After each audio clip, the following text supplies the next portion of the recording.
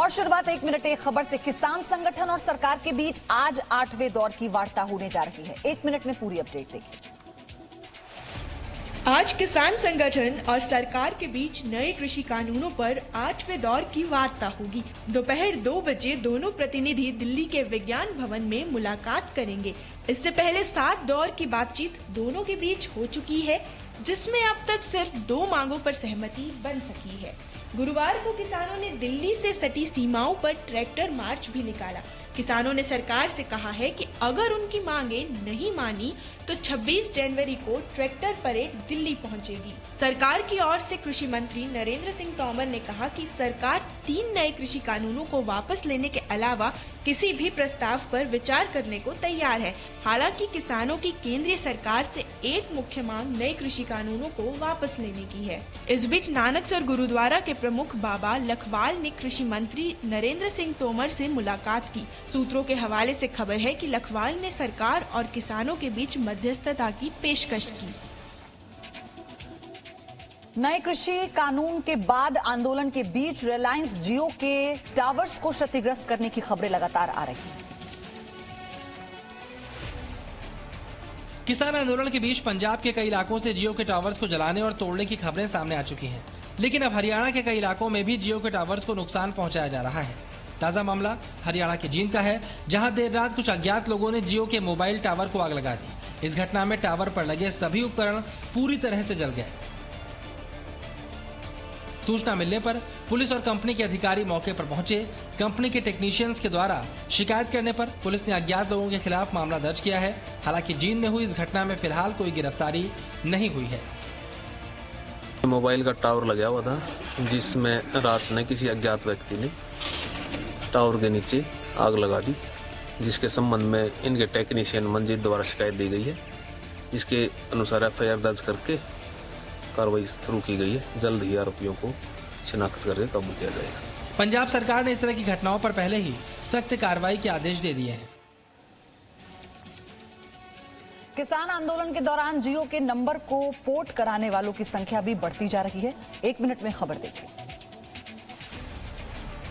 नए कृषि कानून का विरोध कर रहे किसान कहीं जियो के टावर को जला रहे हैं तो कहीं उनमें तोड़फोड़ कर रहे हैं। लेकिन कुछ किसान अपना जियो नंबर पोर्ट कराकर इस आंदोलन में अपना समर्थन दे रहे हैं। हरियाणा पंजाब बॉर्डर के शंभू टोल प्लाजा से कुछ ऐसी तस्वीरें सामने आई, जहां कुछ लोगों ने किसान आंदोलन के बीच नया अवसर खोज निकाला है। बड़ी संख्या में किसान अपना जियो नंबर दूसरी कंपनी के सिम में बदल रहे हैं। यहाँ लगे स्टॉल्स में लगभग 30 से ज्यादा नंबर हर दिन दूसरी कंपनियों में पोर्ट किए जा रहे हैं।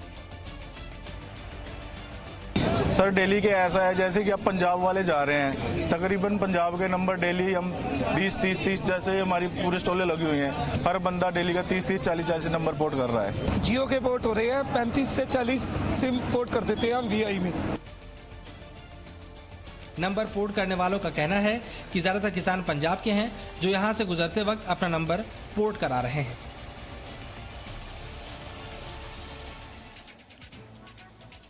और आज से देश के सभी जिलों में कोरोना वैक्सीनेशन का ड्राई रन शुरू होने जा रहा है। 1 मिनट में पूरी खबर देखिए। आज से देश के हर जिले में कोरोना वैक्सीनेशन के ड्राई रन की शुरुआत होने जा रही है। इससे पहले देश के कई राज्यों में अलग अलग चरणों में ड्राई रन की प्रक्रिया पूरी की जा चुकी है। 28 और 29 दिसंबर को देश के 4 राज्यों में कुछ जिलों में ड्राई रन हुआ था। इसमें पंजाब, असम, गुजरात और आंध्र प्रदेश शामिल थे। इसके बाद 2 और 3 जनवरी को देश के 11 राज्यों में ड्राई रन किया गया था। इसमें 125 जिलों के 286 केंद्रों पर रजिस्ट्रेशन किया गया और अब तीसरे चरण में सरकार ने पूरे देश में ड्राई रन कराने का फैसला किया है।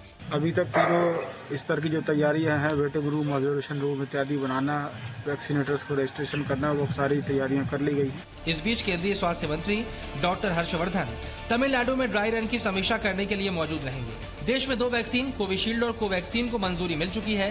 देश में वैक्सीन का सेंट्रल हब पुणे होगा, जहां से पूरे देश में हवाई जहाजों से वैक्सीन पहुंचाई जाएगी। कोरोना वैक्सीनेशन 13 जनवरी के बाद किसी भी वक्त शुरू हो सकता है।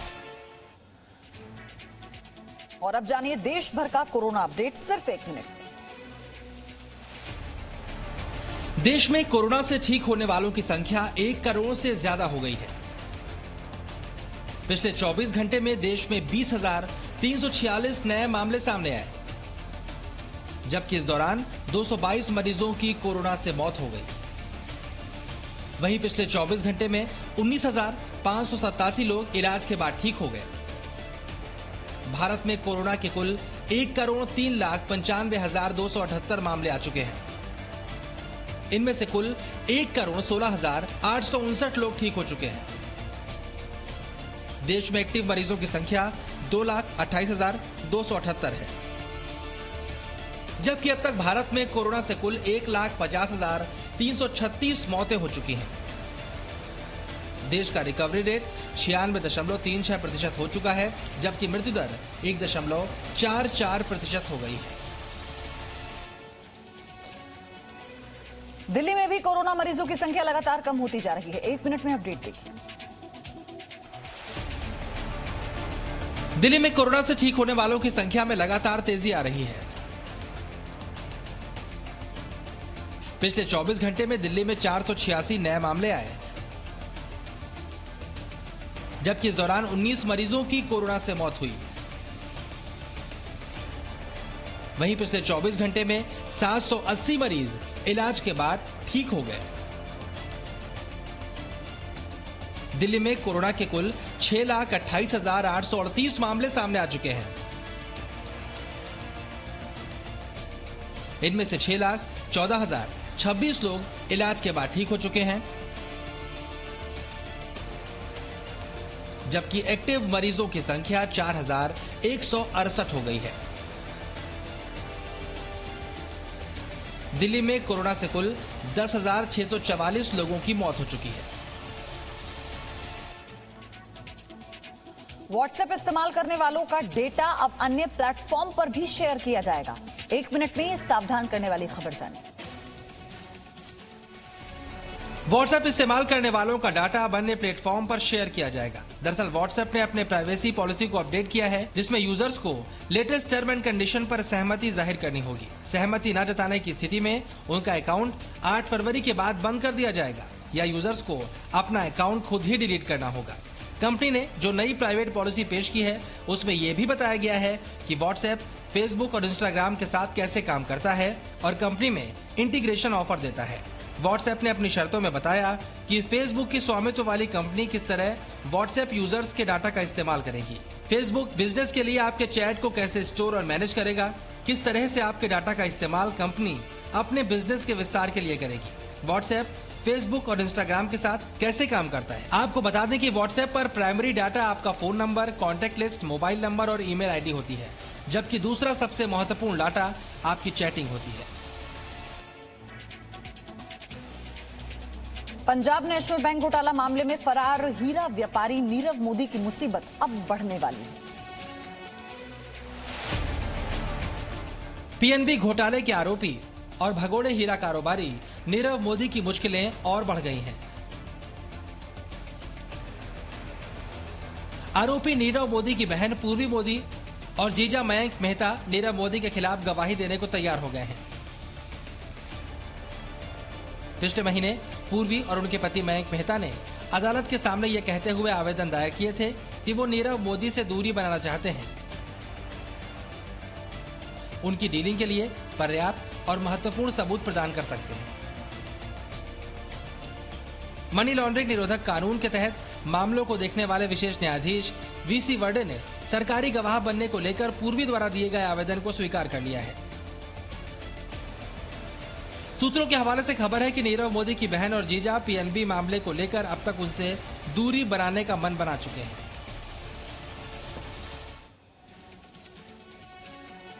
देश में गायों की स्थिति में सुधार लाने के लिए अब गौ विज्ञान परीक्षा का आयोजन किया जाएगा। राष्ट्रीय कामधेनु आयोग ने देश में गौ विज्ञान परीक्षा आयोजित कराने का निर्णय लिया है।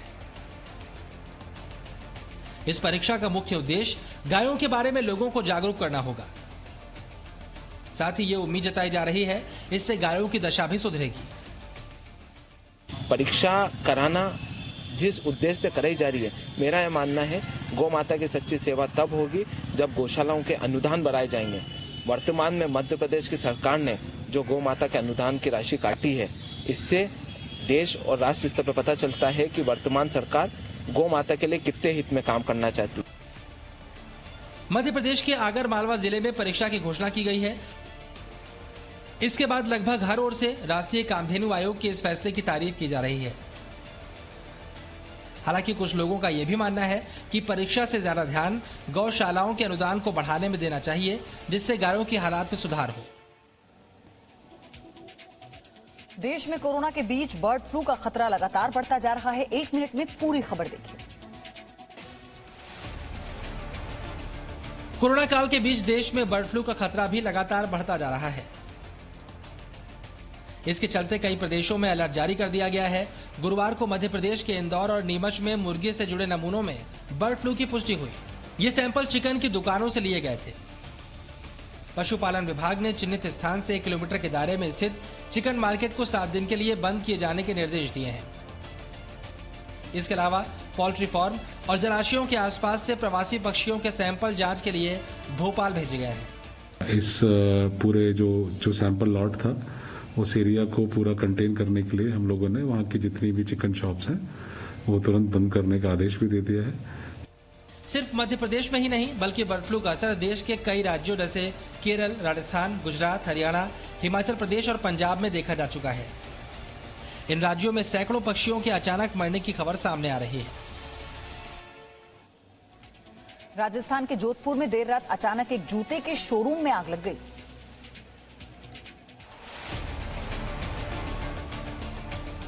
ये भयानक आग की लपटों का दृश्य जोधपुर के चांद शाह तकिया मार्केट का है, जहां देर रात अचानक एक जूते के शोरूम में आग लग गई।